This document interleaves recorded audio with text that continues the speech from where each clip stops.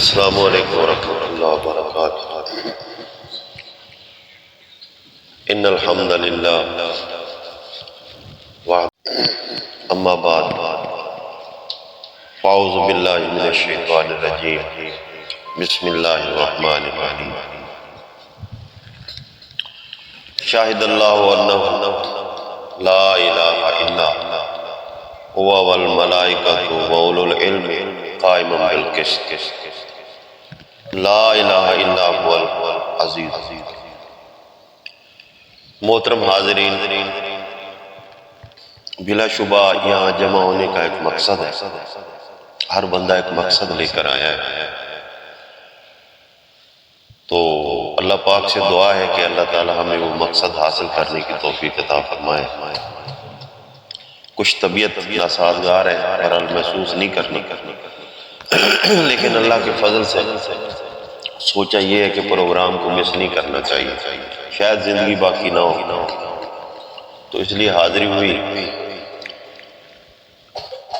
پیارے بھائیوں، بنیادی چیز جو ہے اس کو سمجھنا ازحد ضروری ہے۔ میرے دوستوں نے آپ کو بڑا اچھا درس دیا اور بڑی کوشش کی کہ آپ کے اندر ہر وہ خوبی ہونی چاہیے جو ایک مسلم مومن کے اندر ہوتی ہے۔ دیکھیں، ایک درخت ہوتا ہے، اس کے پتے، اس کا پھل، اس کے پھول اس وقت اہمیت کے حامل ہوتے ہیں جب اس درخت کی جڑیں مضبوط ہیں۔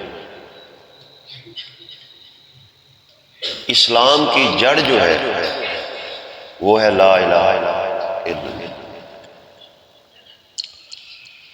رسول اللہ صلی اللہ علیہ وسلم فرماتے ہیں کہ بنی الاسلام علی خمسۃ، اسلام کی بنیاد جو عمارت آپ کو نظر آ رہی ہے نا، اسلام، یہ 5 چیزوں کی۔ اس کے اندر پہلی جو ستون ہے، جو پہلا پلر ہے، جو اہم ترین ہے، وہ توحید ہے۔ سب سے پہلے تو ہم سمجھیں کہ الہ ہوتا کون ہے۔ سب سے پہلے ہمیں یہ بات سمجھنا از حد ضروری ہے، یہ اتنی عام بات نہیں ہے۔ اللہ پاک اپنے پیغمبر سے فرماتے ہیں فَعْلَمْ أَنَّهُ لَا إِلَهَ إِلَّا۔ کیا پیغمبر نہیں سمجھتا کہ اللہ کے سوا کوئی الہ نہیں؟ پھر پیغمبر کیسا ہوا اگر سمجھتا نہیں ہے؟ اسی الہ کی بڑائی کے لیے تو اس نے مارے کھائی ہیں، ہجرتیں کی ہیں، اونٹ کی اوجڑیاں گرائی گئی، کوڑا کرکٹ پھینکا گیا۔ مسئلہ کیا تھا؟ پیارے بھائیوں، مسئلہ تھا لا الہ الا اللہ۔ اب اس الہ کی ڈیفینیشن جو آج مسلمانوں میں بالکل مخدوش ہو چکی ہے، نام کا الہ، کام کے کوئی اور الہ۔ جن کام کے الہوں کو الہ مانا گیا ان کی اپنی حیثیت کیا ہے،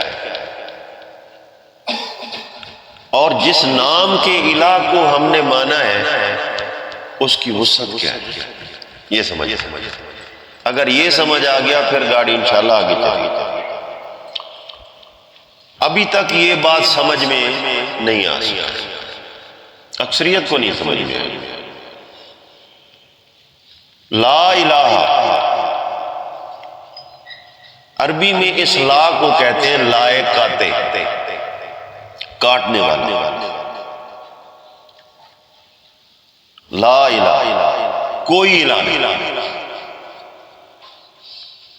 کوئی الہ نہیں۔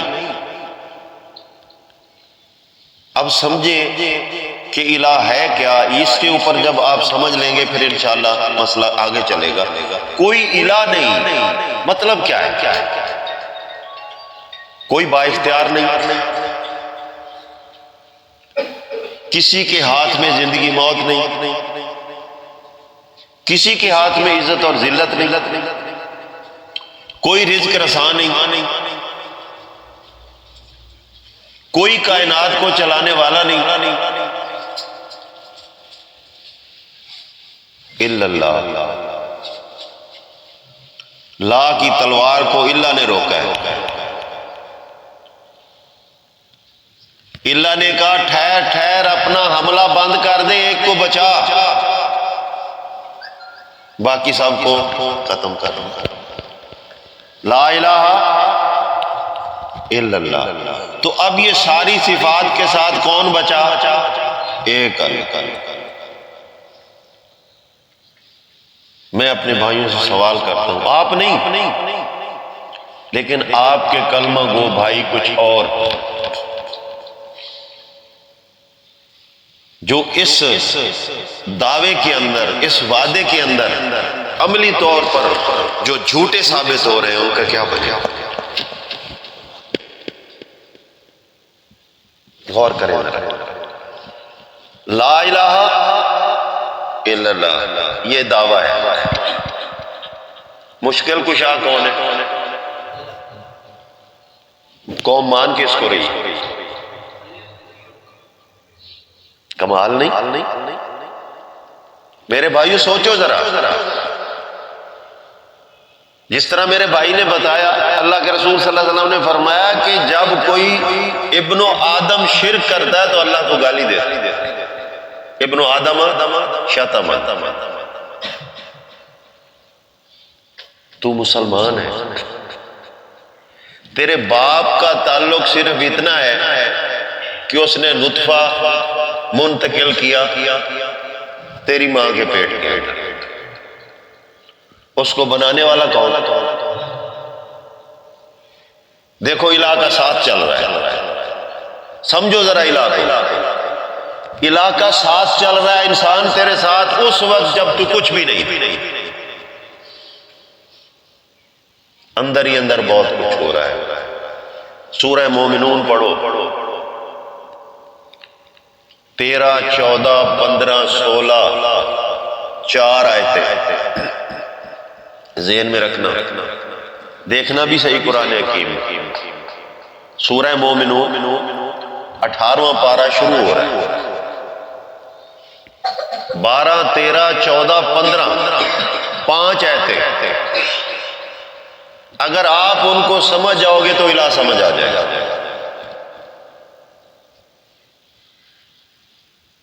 معنی کیا ہے؟ اللہ فرماتے ہیں ہم نے انسان کی تخلیق شروع کی نطفے سے، پھر اس کو لوتھڑا بنایا، ایک لیکوڈ چیز ٹھوس میں بدل رہی ہے، کون بدلا رہا ہے؟ اب وہ لوتھڑا بوٹی بن رہا ہے، اس بوٹی کے اندر ہڈی پیدا ہو رہی ہے۔ غور کریں نا، اللہ پہچان ہی نہیں آ رہا لوگوں کو، در در پہ یہ بھیک مانگتا پھرتا ہے۔ سیدنا نوح علیہ السلام نے 950 سال ایک مسئلہ سمجھایا، یا قوم اعبدوا اللہ ما لکم من الہ غیرہ، اسی اللہ کے بندے بن جاؤ، اس کے علاوہ اور کچھ نہیں ہے تمہارا، کوئی کچھ نہیں کر سکتا، کوئی الہ نہیں ہے۔ وہاں بھی یہی بات تھی، کہا کن کو جا رہا ہے؟ جو اپنے آپ کو دیندار سمجھتے تھے، مسلمان سمجھتے تھے، اللہ کے 5 نیک بندوں کو ان کے مرنے کے بعد ان کی حاجت روائی، مشکل کشائی، حاضریاں، چڑھاوے، منتیں، مناجات، یہ وہ مسلمان ہونے کے باوجود کر رہے تھے۔ اللہ کے رسول سیدنا نوح علیہ السلام نے ان سے کہا یہ جو تم کر رہے ہو، یہ 5 تن ہے نا، ود، سوا، یغوث، یعوق، نصر، یہ 5 ہیں۔ آج بھی 5 تن ہے نا، 5 تن پاک ہے نا، یہ آج کے نہیں ہے۔ ہر دور کے مشرک کے 5 تن رہے، سکھوں کے بھی 5 پیارے ہیں، ہسٹری چیک کر لیں۔ یہ 5 تن پاک کا جو مسئلہ ہے شروع سے نبیوں کے خلاف جا رہا ہے۔ سیدنا نوح علیہ السلام کیا کہتے ہیں؟ یا قوم عبد اللہ، اے قوم ان کی عبادت چھوڑ دو، اللہ کی عبادت۔ ما لکم من الہ غیرہ، کام بنانے والا تو وہ ہے، یہ تو کچھ بھی نہیں کر سکتے، یہ تو کچھ بھی نہیں کر سکتے۔ تو سوال پیدا ہوا، قوم نے مانا؟ نہیں مانا نا۔ قوم نے کیا کہا؟ چلو مولوی کے پاس چلتے۔ اپنے مولوی کے پاس گئے، حضرت جی یہ دیکھو فلاں بندہ یہ کہہ رہا ہے۔ مولوی نے کیا کہا؟ قرآن ہی بتا۔ اس کا جواب کیا ہوا؟ لا تذرن آلہتکم، اس کے کہنے سے مت چھوڑنا اپنے الہوں کو، یہ تمہارے مشکل کشا ہیں۔ بھلا جو مر جائے مشکل کشا ہوتا ہے؟ قبر مردے کی ہوتی ہے زندے کی؟ مردے کی ہوتی ہے۔ ایک مثال اور سمجھاتا ہوں، دنیا کا بڑے سے بڑا انسان، اس میں پیغمبر ہو، ولی ہو، کوئی بھی ہو، کل نفس ذائقۃ الموت کا قانون ہے یا نہیں؟ فوت ہوئے گا۔ اب وہ اللہ کا نیک بندہ فوت ہوا، اس کو کفن کس نے دیا؟ سوچو ذرا، غور کرو، اس نے خود کفن پہنا یا زندوں نے کفن دیا؟ زندوں نے دیا۔ نہلایا بھی زندوں نے، جنازہ بھی اٹھایا زندوں نے، قبر میں بھی اتارا زندوں نے۔ 4 کاموں میں کس کا مجبور ہوا؟ زندوں کا۔ زندوں کا، سبب کے تحت 4 کاموں میں زندوں کا مجبور ہوا۔ اب زندے اس کی مشکل حل کر رہے ہیں سبب کے تحت۔ جب وہ قبر میں دفن ہو گیا تو وہ زندوں کا مشکل کشا ہے نا؟ الٹی بات، غور کریں نا۔ جب وہ حضرت فوت ہوا، اچھا آپ دیکھیں، اگر آپ کی کوئی شلوار اتارنے لگے تو اتارنے دیں؟ نہیں اتارنے دیں، کیونکہ شرمگاہ ہے نا، یہ فطرت ہے۔ مسلم تو کیا، غیر مسلم کی بھی اتارو گے تو نہیں اتارنے دے گا۔ کیوں؟ اس لیے کہ فطرت ہے۔ جس حضرت کے آپ کپڑے اتار رہے ہو، کیا اس نے منع نہیں کیا؟ اس کا مطلب ہے کہ زندہ نہیں ہے، ورنہ کپڑے کوئی نہیں اتارنے دیتا۔ 4 پائی پہ مردہ، غسل پہ مردہ، کفن پہ مردہ، جنازے پہ مردہ، دفن پہ مردہ۔ جب دفن ہو گیا تو پھر زندہ۔ مت ماری گئی ہے نہیں؟ کس سے پوچھا؟ ملک صاحب، چودھری صاحب، راؤ صاحب، کس نے کہا تجھے؟ اس حضرت نے کہا جو تیرا مال بھی کھا رہا ہے، تیرا ایمان بھی برباد کر رہا ہے، لیکن عقل کا تو بھی پورا ہی ہے۔ تجھے قرآن سنایا جائے تو قرآن پہ توجہ نہیں کرتا، مولوی کی طرف بھاگتا ہے۔ اس مولوی نے شروع سے ہی جڑیں کاٹی ہیں۔ کیا نوح علیہ السلام اللہ کا سچا نبی ہے یا نہیں؟ ایمان ہے ہمارا۔ نوح علیہ السلام نے کہا یا قوم عبد اللہ ما لکم من الہ غیرہ، اے قوم اللہ کی طرف آؤ، اس کے سوا تمہارا اور کوئی الہ نہیں ہے۔ جدھر تم جا رہے ہو، قبروں پہ حاضریاں دے رہے ہو، ان 5 ولیوں کی پوجا کر رہے ہو، یہ تو الہ ہے ہی نہیں۔ جو الہ نہ ہو وہ مشکل کشا، وہ حاجت روا، بگڑی بنانے والا نہیں ہو سکتا، وہ بچے بچیاں دینے والا نہیں ہو سکتا، کیونکہ وہ الہ نہیں۔ تو الہ کتنے؟ ہم نے کہا ہے نا لا الہ الا، وعدہ یاد ہے نا؟ مسلمان جب بنے تو وعدہ کر کے آئے نا اللہ کے ساتھ، یہ وعدہ ہے لا الہ الا اللہ۔ اب مسئلہ یہی ہے، اصل سمجھنے کا مسئلہ یہی ہے۔ اگر آپ یہ کہیں کہ الہ کو نہ سمجھا جائے، تہجد بھی کرو، زکاتیں بھی دو، حج بھی کرو، بڑے بڑے ٹرسٹ بناؤ۔ اللہ کا قرآن سورہ غاشیہ کی پہلی 4 آیتوں میں رزلٹ پڑھ لے، 30ویں پارے کی سورہ غاشیہ، چھوٹی سی سورت ہے، اس کی پہلی 4 آیتیں فرمایا حل اتاک حدیث الغاشیہ، کیا تیرے پاس اس قیامت کی خبر بھی آئی ہے؟ کیا اس کا اثر بھی تیرے اوپر ہوا ہے یا نہیں ہوا؟ میں اکثر کہتا ہوں، آج بھی کہہ رہا ہوں، اللہ تعالیٰ نے جب انسان کو پیدا کیا تو ساتھ ہی اس کی پیشی کی تاریخ بھی ڈال دی ہے یا نہیں؟ ہر بندے نے اللہ کے سامنے پیش ہونا، اس عدالت میں جانا ہے، پیشی کی تاریخ ہے نا۔ اللہ پاک کی عدالت میں پیشی بھول چکی ہے، یہ دنیا کے جج اور مجسٹریٹ کی عدالت میں پیشی کا اتنا فکر مند ہے کہ سچا ہو یا جھوٹا ہو، تاریخ نکل آئی، یہ گھر بیٹھ جائے گا، وکیل کرے گا، جھوٹی سچی گواہیاں لے گا، اور میں نے اکثر دیکھا ہے گھر میں کبھی انہوں نے اللہ اکبر نہ کہا، جب عدالت میں ہوتے تو تسبیح چل رہی ہے۔ اس سے کیا فرق پڑے گا؟ اور اپنے اندر کو بدل، تسبیح کچھ نہیں کرتی جب تک تیرا اندرون نہیں بدلے گا، اس وقت تک قرآن بھی کچھ نہیں کرتا، یاد رکھ۔ اللہ کے رسول صلی اللہ علیہ وسلم مشرکین مکہ کے سامنے قرآن پڑھ رہے ہیں، 13 سال مکی دور میں قرآن ہی سنایا نا۔ قرآن میں سب سے زیادہ سورتوں کی تعداد کے لحاظ نال جو ہیں وہ مکی سورتیں ہیں، ان کے بعد مدنی سورتیں ہیں جو ہجرت مدینہ کے بعد اللہ پاک نے اتاری۔ اب قرآن حکیم کا کثیر حصہ مشرکین مکہ کو سنایا گیا، لیکن تبدیلی نہیں آئی۔ کیوں نہیں آئی؟ سوال پیدا ہوتا ہے، کیوں نہیں آئی؟ وجہ یہ کہ اندر سے صاف نہیں تھے، وہ جو الہ بت بن کر ان کے سینوں کے اوپر چسپا تھے، وہ ان کو اتارنا نہیں چاہتے تھے۔ وہی سنت چلی آ رہی تھی مشرکین کی جو نوح علیہ السلام کے دور کی تھی۔ انہوں نے بھی جب مولویوں سے کہا حضرت کیا کریں، انہوں نے کہا لا تذروا، نا اس کی بات نہیں، اس کا تو نہ پیر ہے نہ مرشد ہے،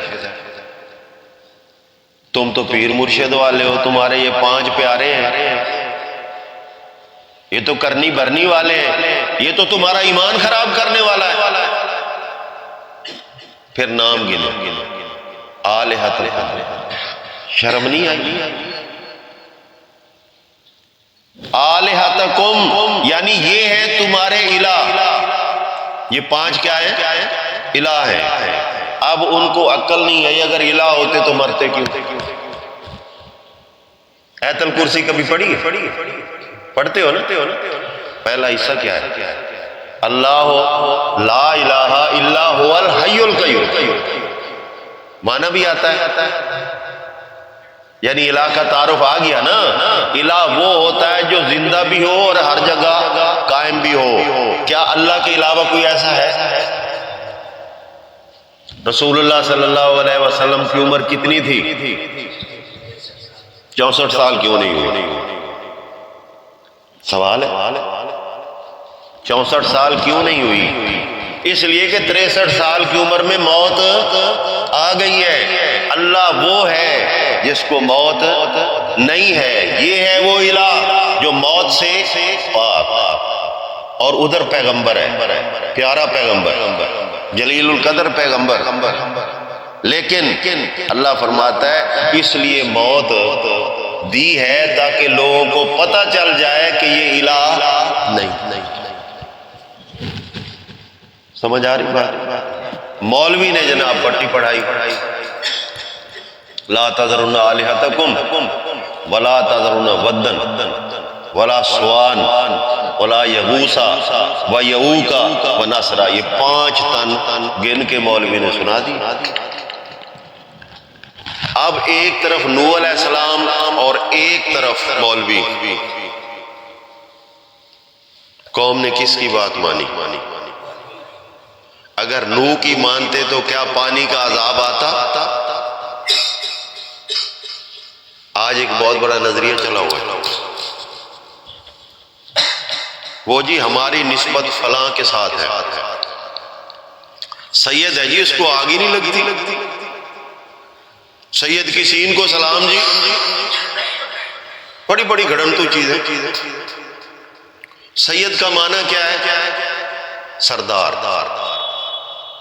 آپ کا وزیر اعظم سید ہے،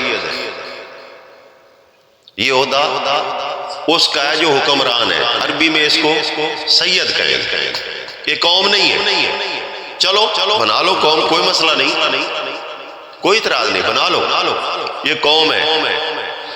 تو پھر سب سے زیادہ اچھی عزت والی قوم کس کی ہوگی؟ نبیوں کی، وہی سید ہوں گے نا، ٹھیک ہے۔ تیری میری نسبت کوئی کہتا میں اماموں کے ساتھ منسوب ہوں، جہنم میں جا ہی نہیں سکتا۔ میرا مرشد بڑا کامل ہے، جہنم میں جا ہی نہیں سکتا، دعوے ہیں نا۔ ادھر خون کا رشتہ ہے۔ سورہ ہود پڑھیں قرآن تاکہ پتہ چلے۔ نوح علیہ السلام جب قوم کو دعوت دیتے، قوم نہیں مانتی، اللہ فرماتے کشتی بنائی۔ لوگ مذاق کر رہے ہیں کہ پہاڑوں میں کشتی کیسے چلائے۔ جب بن گئی، اللہ پاک نے آرڈر دیا زمین کو، جہاں تندور میں روٹیاں پکتی ہیں وہاں سے پانی نکل رہا ہے۔ کر سکتا ہے یا نہیں کر سکتا؟ کر سکتا ہے نا۔ اس کو کہتے ہیں الہ، پوری کائنات مل جائے اس طرح زمین سے آگ والی جگہ سے پانی نہیں نکال سکتا، وہ اللہ کرنے والا ہے۔ فارت النور، قرآن کے الفاظ ہے، فارت النور، فارا فوارا سے نکلا ہے۔ فوارا ہم دیکھتے ہیں اکثر، اس کے اندر سے پانی کتنے زور سے نکل رہا ہوگا۔ پھر دوسرا حکم آسمان کو دیا کہ تو بھی بارش برسا۔ دیکھتے دیکھتے پانی بھر گیا، اب وہ کشتی پانی کے اوپر تیر رہی ہے۔ اللہ فرماتے ہیں نوح ہر چیز کا جوڑا جوڑا بٹھا، ہر چیز کا جوڑا جوڑا۔ اب یہ اللہ نے کیوں نہیں کہا کہ ہر مرد عورت کو بٹھا، نہیں، فرمایا ہر چیز کا جوڑا۔ پڑھ کے دیکھیں، جس کا ترجمہ پسند کرتے ہو پڑھ لو۔ ہر چیز کا جوڑا جوڑا، کیونکہ پورے عالمگیر سلام آنے والا ہے۔ کوئی انسان تو کیا حیوان بھی نہیں بچے گا، گدھا اور گدی بھی کشتی کے اندر، کتا اور کتی بھی کشتی کے اندر، گائے اور بیل بھی کشتی کے اندر، بکری اور بکرا بھی کشتی کے اندر، وہی انسان بھی ہے۔ اللہ فرماتا ہے یہ تو قبول ہیں لیکن مشرک قبول نہیں ہے۔ آگے چلے، پانی چڑھتا جا رہا ہے، نوح علیہ السلام کا بیٹا بھاگتا جا رہا ہے، آگیا بھاگتا جا رہا ہے۔ اب باپ نے دیکھا، کیونکہ باپ پیغمبر تھا، اللہ کا فیصلہ ٹلتا نہیں، اس کو یقین تھا، لیکن اندر سے باپ والی محبت جاگی، کہتا ہے یا بنی ارکب معنا، بیٹا ادھر آ کشتی پہ بیٹھ۔ پتہ تھا نا بچنا کوئی نہیں، لیکن بیٹا اب پیغمبر پہ ایمان نہیں رکھتا۔ اگر ایمان رکھتا ہوتا تو پیغمبر کی اطاعت کرتا۔ وہ کیا کہتا ہے؟ ساوی الی جبل یعصمنی من الماء، میں اس پہاڑی پہ چڑھ جاؤں گا، پانی میرا کیا بگاڑے گا۔ اس نے اللہ سے توکل کرنے کی بجائے غیر اللہ سے توکل کی۔ اب پیغمبر کہتے ہیں نوح علیہ السلام، یا بنیا لا عاصم اليوم، آج کوئی نہیں بچا دے، آج کوئی بچانے والا نہیں ہے۔ پورے پہاڑ مل جائیں، پورا آسمان مل جائے، اگر تیرا دفاع کرنا چاہے اللہ کا فیصلہ ٹلنے والا نہیں ہے۔ بیٹا کس کا ہے؟ نوح کا۔ بچایا کیوں نہیں؟ بلکہ آگے سن، حال بینہم الموج، باپ اور بیٹے کے درمیان ایک پانی کی لہر آ گئی ہے۔ بیٹا باپ کو نظر نہیں آیا، باپ بیٹے کو نظر نہیں آیا۔ جب وہ لہر گزر گئی، باپ دیکھ رہا ہے، بیٹا نظر نہیں آ رہا۔ فوراً اللہ کو پکارا، یا رب ان ابنی من اہلی، اے اللہ میرا بیٹا ہے میرے اہل میں سے ہے، انہ وعدک الحق، تیرا وعدہ سچا ہے، تو نے کہا تھا میں تیرے اہل کو بچاؤں گا اس عذاب سے، یا اللہ میرا بیٹا ہے۔ اللہ جواب دیتے یا نوح، ہائے ہائے، سمجھ مسلمان سمجھ ذرا، ایمان اور شرک کے اندر فرق کیا ہے؟ یا نوح انہ لیس من اہلک، اے نوح یہ تیرے اہل میں سے نہیں ہے۔ گدھا تو اس کشتی میں آ سکتا ہے، مشرک تیرا بیٹا نہیں آ سکتا۔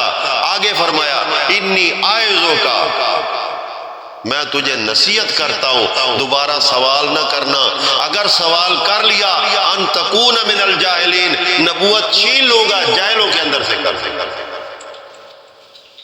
غور کیا کبھی یہ کلمہ پڑھنا؟ کہتا ہے جس نے کلمہ پڑھ لیا وہ جنت جائے گا۔ ہمارے یہاں اکثر یہ عادت بنی ہوئی ہے نا، تو مر رہا ہو تو کہتے ہیں کلمہ پڑھ، سکرات میں لگا ہوا ہے کلمہ پڑھو۔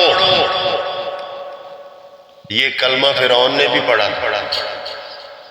سورہ یونس دیکھو، حتی اذا ادراکہ الغرق، جب پانی نے آ لیا نا دریا میں، پیچھا کرتا ہوا موسیٰ علیہ السلام کا داخل ہوا، موسیٰ علیہ السلام اور بنی اسرائیل نکل گئے، اور جب یہ درمیان میں پہنچا تو پانی آپس میں اللہ نے ملا دیا۔ حتی اذا ادراکہ الغرق، جب اس کو غرق ہونے لگا نا تو یہ کہنے لگا آمنت باللہ وحدہ کما آمنت بنو اسرائیل موسیٰ و ہارون، میں اس اللہ کو مان گیا، پہلے اپنے آپ کو رب کہتا تھا، اب جب شکنجہ کسا گیا تو کہتا میں مان گیا وہی اللہ، میں نہیں ہوں۔ اللہ نے فرمایا اب نہیں،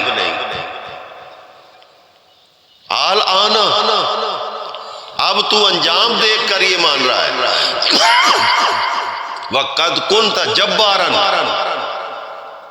اس دریا کے اندر داخل ہونے سے پہلے تو بدمعاش تھا۔ اگر اللہ کو ماننا تھا تو اس وقت مانتا جب موسیٰ علیہ السلام نے تمہیں دعوت دی،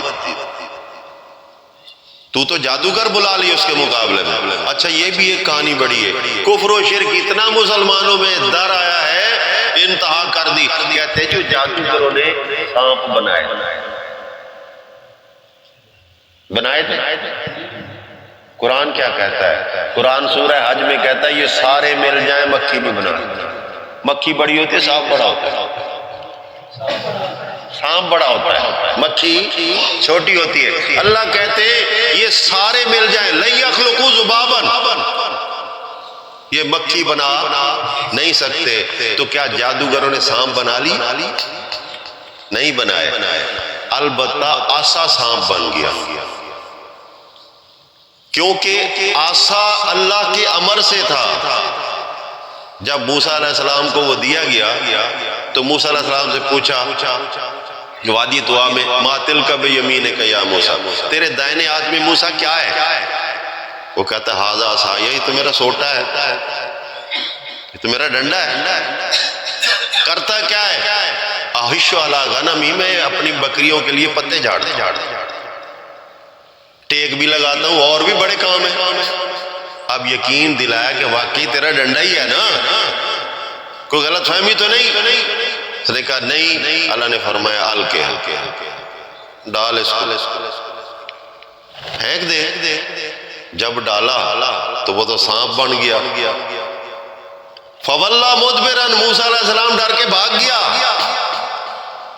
ڈر کے، اگر اس کو پتا ہوتا یہ سانپ بن جانا ہے تو ڈرتا نہیں، اس کو پتا نہیں تھا، یہ اللہ کی طرف سے ایک معجزہ تھا، قدرت تھی۔ اللہ فرماتے ہیں یا موسیٰ لا تخاف، ڈرنا، ادھر خذھا، پکڑ اس کو۔ اب یقین پہ یقین بن رہا ہے نا، موسیٰ علیہ السلام ہو سکتا ہے نہ ہاتھ ڈالتے کہ یار سانپ ہے ڈس لے گا، نہیں، انہوں نے لاٹھی کو سانپ بنتے دیکھ لیا تھا۔ اب یقین آ گیا کہ میرا اللہ کہہ رہا ہے میں پکڑ لوں گا، مجھے کچھ نہیں کہنا۔ پکڑ لیا، وہ لاٹھی بن گئی۔ یہ ہے معجزہ۔ معجزہ کہاں سے آتا ہے؟ اللہ کی طرف سے۔ تو جادوگر اگر رسیوں اور لاٹھیوں کے سانپ بنا لے تو بات تو ختم نہیں ہو گئی یار۔ پھر ہمارے مسلمانوں کی بڑی عجیب سوچ ہے، کہتا ہے جادو بر حق ہے، کرنے والا کافر ہے نا۔ حج حق ہے یا نہیں؟ جو کر لے تو کافر ہو جاتا ہے۔ نماز حق ہے، روزہ حق ہے، زکوٰۃ حق ہے۔ او یار کچھ تو حیا کر، اللہ کفر کہہ رہا ہے تو اس کو حق کہہ رہا ہے۔ پھر جھوٹ بولتے، اللہ کے نبی پہ بھی جادو، اللہ کے نبی پہ کرنے والا کون؟ ادھر اللہ کا رسول ہے، ادھر بے ایمان یہودی لبید بن عاصم ہے۔ یہ ملا سے جا کر پوچھنا۔ اور دھوکہ کیا۔ آخری دو صورتیں معوذتین جن کو کہتے ہیں قل اعوذ برب الفلق اور قل اعوذ برب الناس، یہ مکی صورتوں کو جان بوجھ کر ان ملاؤں نے مدنی لکھا ہے۔ آج بھی سعودیہ کے اندر آپ چلے جائیں، وہاں پہ پرنٹڈ قرآن جو آپ کو ملے گا اس کے اوپر لکھا ہوگا یہ دونوں صورتیں مکی ہیں۔ آپ کے پاکستان میں یا ہندوستان میں یہ مدنی کیوں بن گئی؟ اس لیے کہ اس کے پیچھے بے ایمانوں کا عقیدہ کھڑا ہوا ہے۔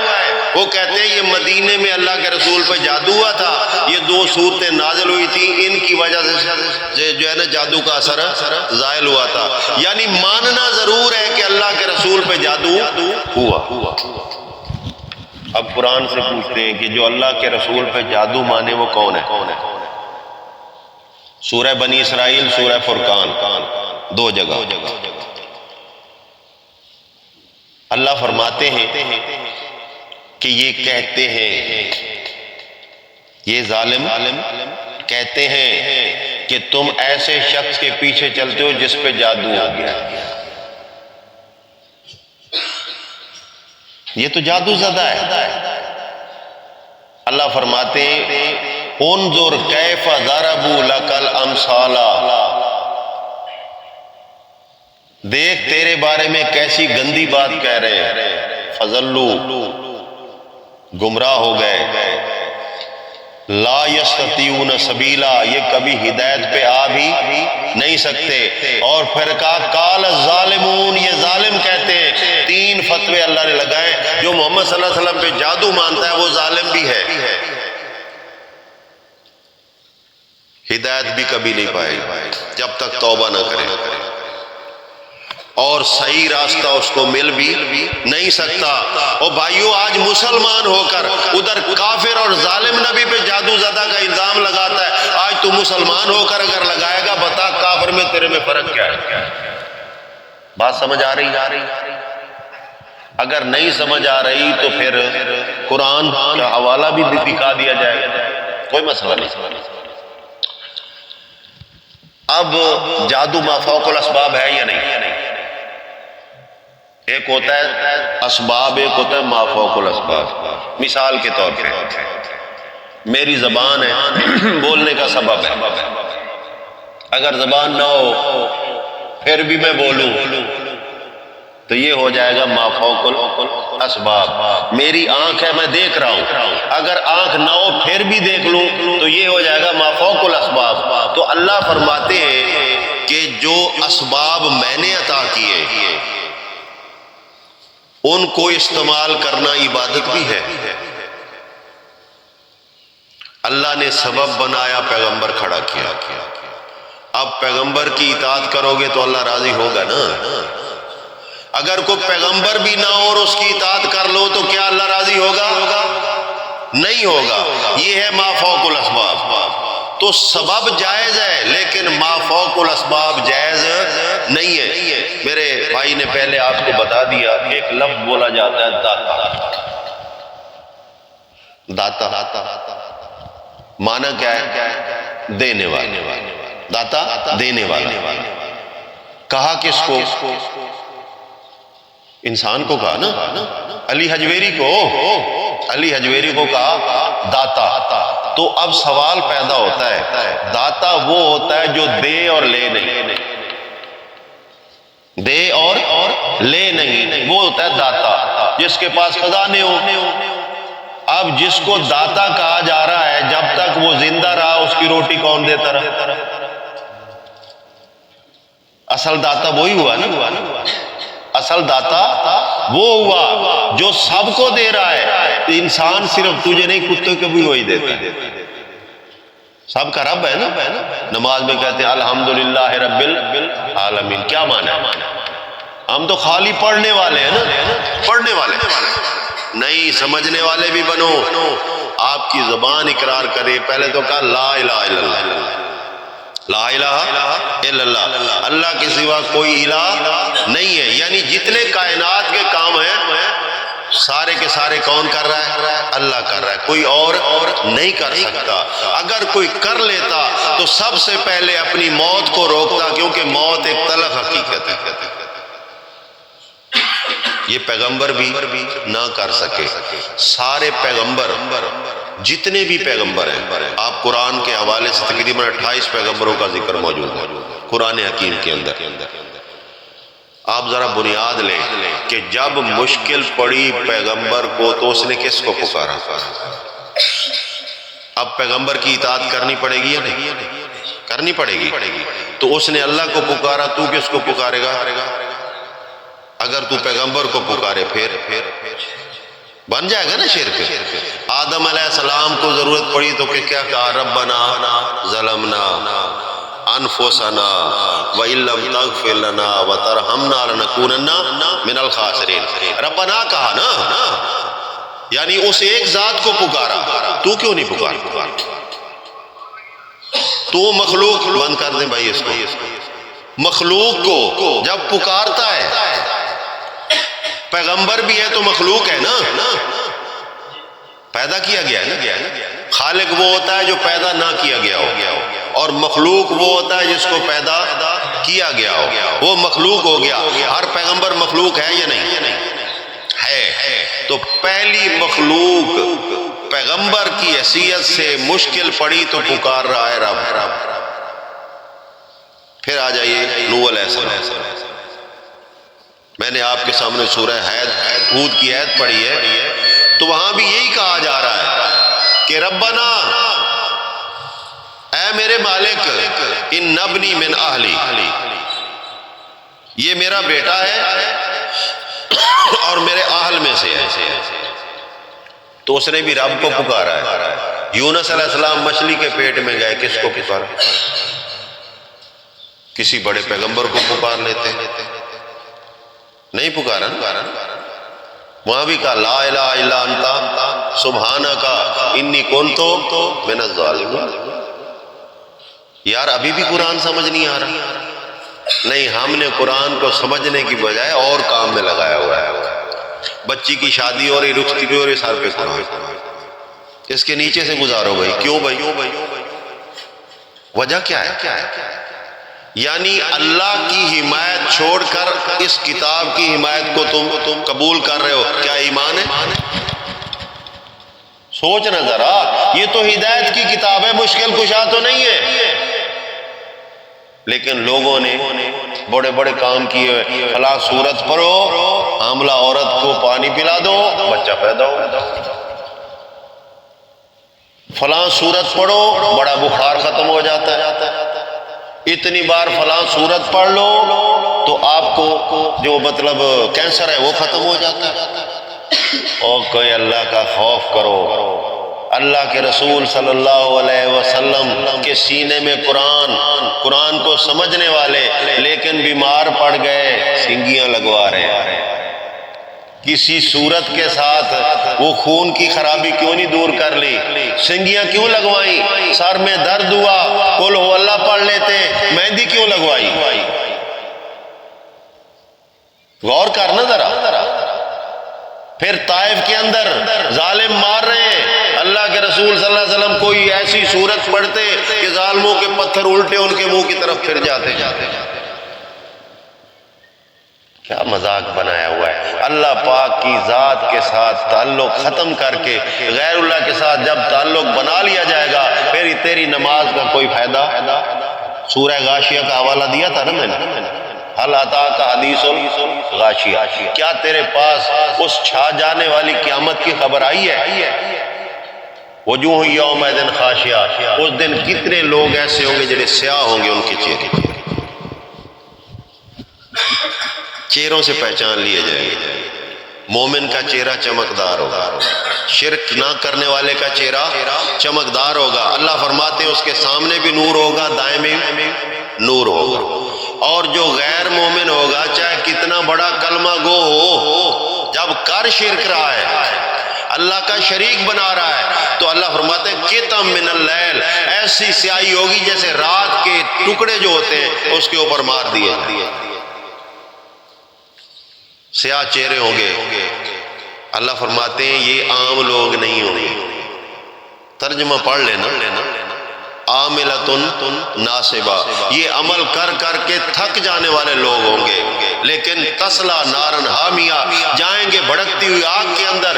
جب شرک کیا، اللہ فرماتے ہیں میں نے ان کے سارے اعمال برباد کر دیے، حابطت اعمالہم۔ تو بچنا چاہیے نہیں شرک سے، بچنا چاہیے۔ شرک کی بہت بڑی اقسام، بہت اقسام ہیں۔ اس قرآن کو سامنے رکھ کر اس پہ غور کیجئے، نہ سمجھ آئے تو کسی مواحد سے سمجھیے، مولوی سے مت سمجھیے۔ مولوی کبھی بھی آپ کو توحید نہیں بتائے گا، اگر وہ توحید بتا دے تو اس کی فیکٹری بند ہو جائے گی۔ میں نہیں کہہ رہا، قرآن کہہ رہا ہے، سورہ توبہ، یا ایھا الذین آمنوا ان کثیرا من الاحبار والرہبان، اے ایمان والو، بہت سے مولوی اور پیر ایسے ہوں گے، لَيَأْكُلُونَ أَمْوَالَ النَّاسِ بِالْبَاطِلِ، لوگوں کا مال جھوٹے طریقے سے کھائیں گے۔ جھوٹے طریقے بھلا کون سے؟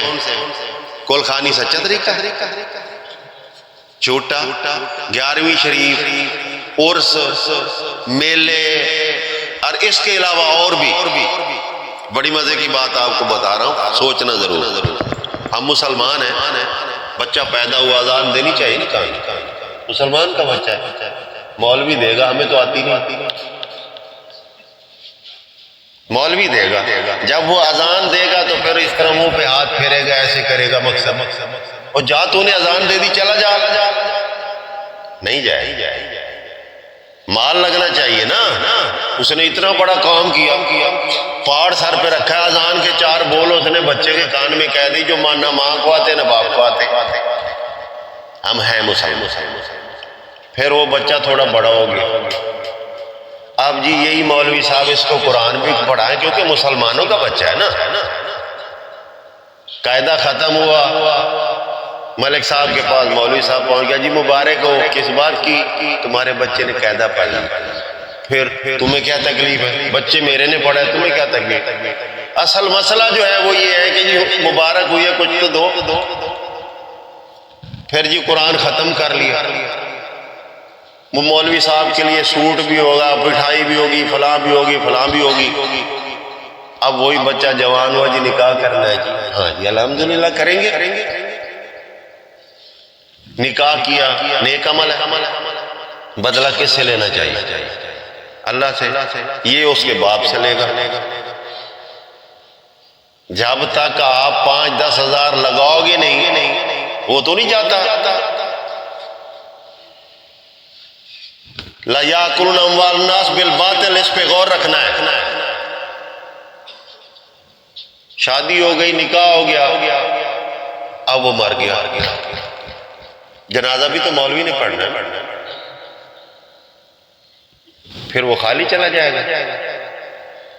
جب جنازہ پڑھائیں گے، پہلے تو نیچے وہ کپڑا ڈالتے ہیں نا، وہ بھی ساتھ لے جاتے ہیں، مصلی مولوی صاحب، وہ مردے کی ضرورت نہیں ہوتا، وہ زندے مولوی کی ضرورت ہوتا ہے۔ پھر جس کا مرا ہے اس نے جیب میں ہاتھ ڈالا اور مولوی کے قریب جا گئے،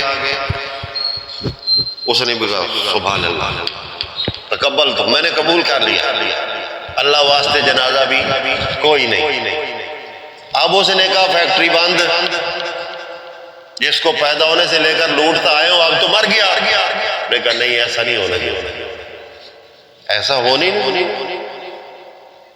جمعرات کا سلسلہ چل گیا، لوگ 7 جمعرات تک مولوی کا پیٹ بھرتے رہتے ہیں، بچے چٹنی کے ساتھ کھا رہے ہیں، مولوی کو جناب پورے پلاؤ کی، حلوے کی، زردے کی پلیٹ دیتے ہیں، مولوی صاحب ختم دے دینا، یہ ثواب پہنچ جائے۔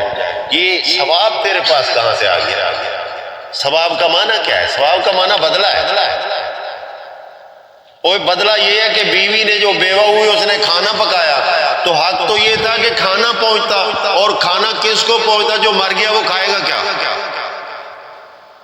یہ بناوٹی مردہ کھائے گا، جس کو ہم علامہ حضرت صاحب کہتے ہیں۔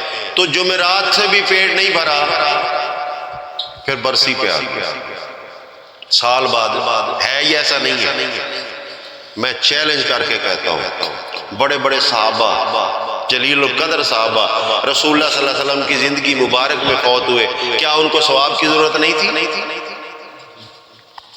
تھی نا۔ اگر اس کو ہے تو اس کو بھی ہونی چاہیے۔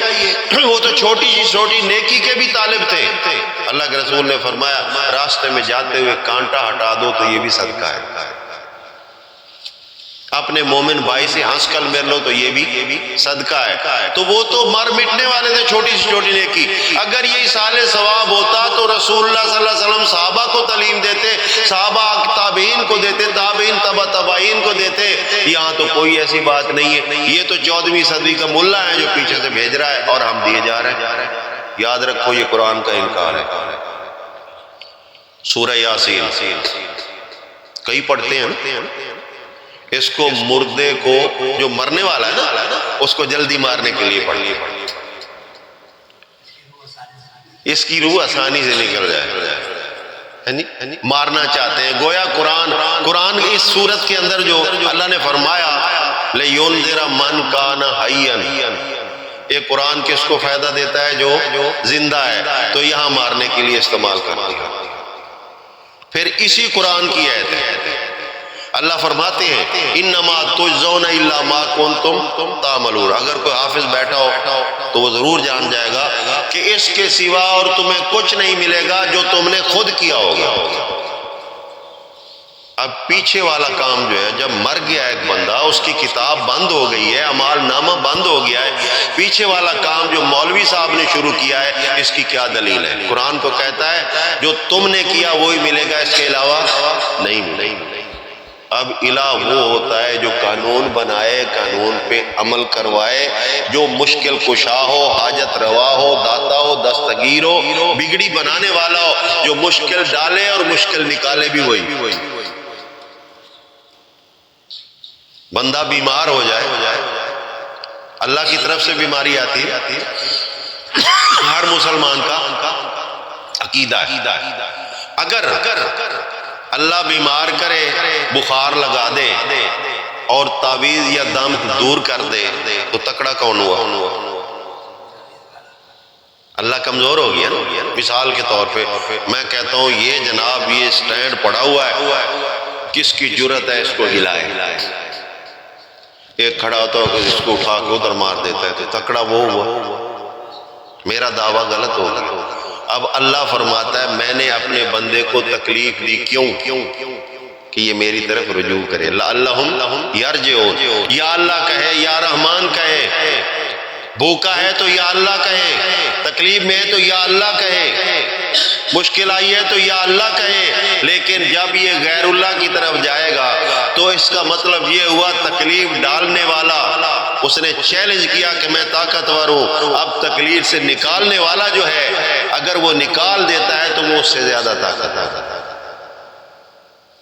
ایسا نہیں تو جن کا یہ عقیدہ ہے تعویذ سے فلاں ہو جاتا ہے، دم سے فلاں ہو جاتا ہے، فلاں مشکل حل ہو جاتی ہے، اللہ کے بندو یہی تو شرک ہے، یہی شرک ہے۔ جب تک اپنے اندر شرک ختم نہیں کرو گے اس وقت تک آپ کے عمل کی کوئی وقت نہیں ہے۔ اللہ فرماتا ہے وہ عمل راکھ کر دیا جائے گا، کرامات راکھ کر دیا جائے گا۔ تو اپنے عمل کو بچانا ہے، اگر قیامت والے دن اس کا صلہ پانا ہے تو پھر شرک کے تمام راستوں کو چھوڑ دیجیے۔ اور شرک آتا کہاں سے؟ آخری بات کرتا ہوں، ٹائم کافی ہو گیا۔ شرک آتا کہاں سے، اس کا راستہ کون سا ہے؟ قرآن کہتا ہے کان الناس امۃ واحدہ، انسان پہلے سب ہی ایک تھے، سارے مومن تھے، آدم علیہ السلام سے لے کر، یعنی جب تک مولوی صاحب نہیں آئے اس وقت انسان سب ایک تھے، ان کا عقیدہ بھی ایک تھا۔ جو ہی مولوی صاحب آئے فرقے بن گئے، اہل تشیع کا امام کوئی اور ہے، اہل سنت کا امام کوئی اور ہے، دیوبند کا امام کوئی اور ہے، اہل حدیث کا امام کوئی اور ہے، مرزائی کا امام کوئی اور ہے۔ اسی طرح آپ چلتے جائیں، حالانکہ سارے مسلمانوں کا امام کون ہے؟ محمد رسول اللہ صلی اللہ علیہ وسلم ہے نا امام۔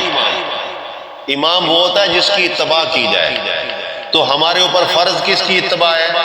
محمد صلی اللہ علیہ وسلم کی۔ فرمایا آتی اللہ و آتی الرسول، نہ ہم اللہ کی بات مان رہے ہیں نہ اللہ کے رسول کی بات مان رہے ہیں، ہمارا امام ہمارا مذہب۔ کہتے ہیں ہمارے مذہب میں یہ جائز ہے تمہارے میں نہیں ہوگا، اس کا مطلب ہے کہ تو مسلمان نہیں ہے، یہی مطلب ہے نا۔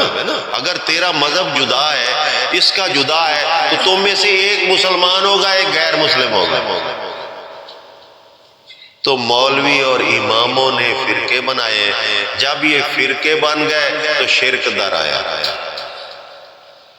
پھر اعمال اور فلاں اور فیوض و برکات اور فلاں لوگوں نے قرآن اور اللہ کے پیغمبر کی اطاعت چھوڑ دی، عقیدہ مختلف ہو گیا۔ یہ رزلٹ نکلا کہ قرآن سنایا بھی جاتا ہے اور سن کر باہر جب نکلتا ہے کہتا ہے یار ہر کوئی اسی طرح کرتا ہے، وہ بھی تو قرآن ہی پڑھتے ہیں، وہ بھی قرآن پڑھتے ہیں، یہ بھی قرآن پڑھتے ہیں، چھوڑو ان کو، کوئی جو اپنا چھوڑو نہیں، کسی کو چھیڑو نہیں۔ اگر یہی دین ٹھیک ہوتا تو پھر پیغمبر تو کسی کو نہ چھیڑتے۔ پیغمبروں نے جو اتنی مشکلیں اٹھائی ہیں، یہ لات منات عزا نیلا، یہ بتوں کی جو اللہ کے پیغمبروں نے رد کی ہے، کیوں کی ہے؟ بھائی تمہارا ہے تم اپنے پاس رکھو، ہم تو اپنے اللہ کو لیے ہوئے ہیں، تو ادھر بتوں کی پوجا بھی ہو رہی ہے، ادھر اللہ کی عبادت بھی ہو رہی ہے، یہ تو کا معاملہ ہی پکچر ہو جاتا۔ نہیں، حق اور باطل کو واضح کرنا پڑے گا۔ پیغمبر کی سنت یہی ہے، اگر آپ توحید کو نہیں سمجھتے ہیں آپ کا عمل بیکار ہے۔ سب سے پہلے توحید کو سمجھیں، اور میں اکثر یہ کہا کرتا ہوں سورہ فاتحہ توحید ہے، جو ہم نماز میں بھی پڑھتے ہیں۔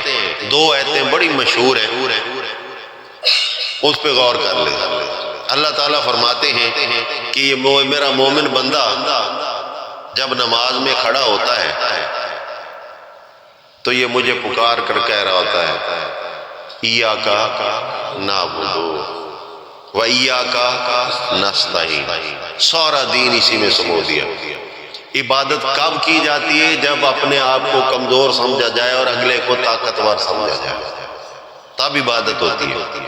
عبادت خالی سجدے کا نام نہیں ہے، ڈرنا بھی عبادت، مانگنا بھی عبادت، امید رکھنا بھی عبادت، یہ ساری چیزیں عبادت کے اندر ہیں۔ تو ایاک نعبد، اگر تو نماز میں یہ اقرار کرے اور ڈرے قبر سے کہ میں اگر اس پہ حاضری نہ دوں تو میرے تو بچے مر جائیں گے، اگر میں نے میلاد کی دیگیں نہ پکائیں تو میرا تو کھانا خراب ہو جائے گا، تو تیرا نماز میں وعدہ کدھر کیا؟ ایاک نعبد و ایاک نستعین، اور صرف تجھی سے مدد مانگوں گا اور کسی سے مدد نہیں مانگوں گا۔ یہ دو جملے سمجھ لو آپ موحد، صرف دو جملے جس میں کسی فرقے کا کوئی اختلاف نہیں ہے۔ اگر یہ بات سمجھ میں آ جائے تو انشاءاللہ کایا پلٹ جائے گی۔ اگر آپ نے آج بھی نہ سمجھا، یاد رکھ لیں، کیونکہ اللہ پاک نے کسی کی موت کا وقت بتایا نہیں۔ موت جوانوں پہ بھی آتی ہے، بچوں پہ بھی آتی ہے، چلو بوڑھوں نے تو مرنا ہی مرنا ہے۔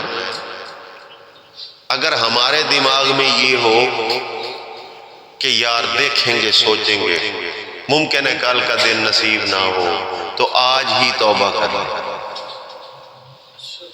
آج ہی اللہ سے ڈر جائیں، اللہ سے دعا کر لیں کہ یا اللہ وہ عقیدہ دے دے جس سے میں جہنم سے بچ جاؤں، اور جہنم سے وہی بچے گا جو شرک نہیں کرے گا۔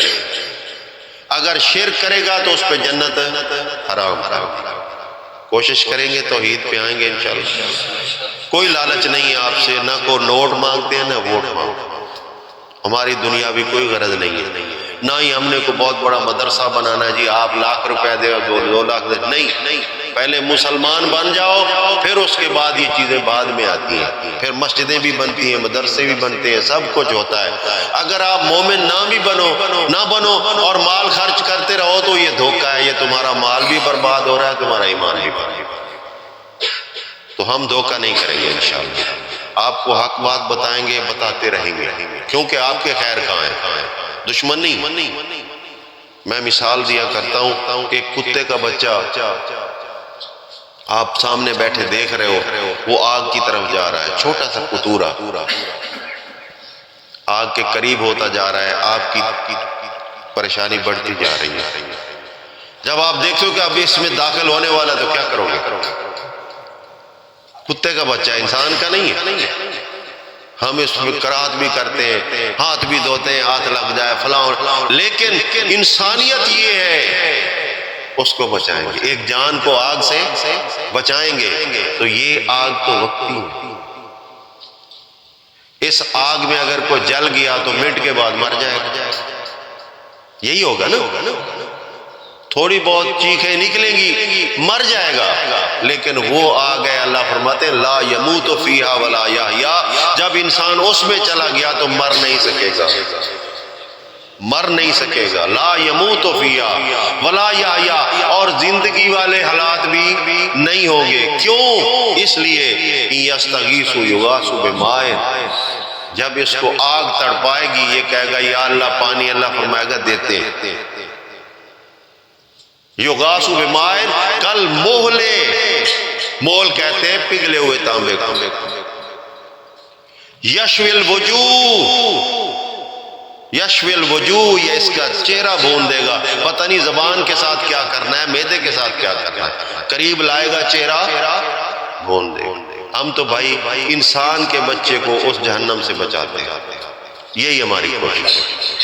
اللہ تعالیٰ مجھے آپ کو سمجھنے کی توفیق عطا فرمائے۔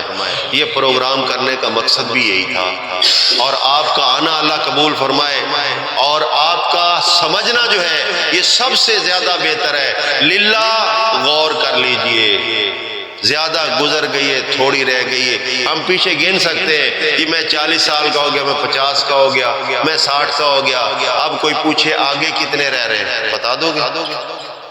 1 منٹ کا بھی پتہ نہیں ہے، تو فکر کرنی چاہیے، انشاءاللہ کریں گے۔ سبحان ربک رب العزت عما یصفون وسلام علی المرسلین والحمد للہ رب العالمین۔